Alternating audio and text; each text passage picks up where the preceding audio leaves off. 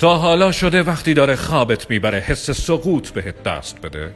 پرش هیپنیک یا اسپنک خواب یک تکون ناگهانی عضلانیه که وقتی داره خوابت میبره اتفاق میفته و حس میکنی داری سقوط میکنی. این پرش ها تو مرحله اول خواب اتفاق میفته.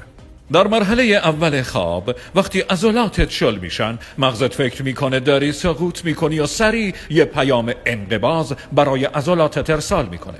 احتمالاً یه رفلکس تکاملیه، چون انسان‌ها در ابتدا بیخایمان بودن، یعنی نه دل و جرأت روی زمین خوابیدن رو داشتن نه خونه‌ای داشتن.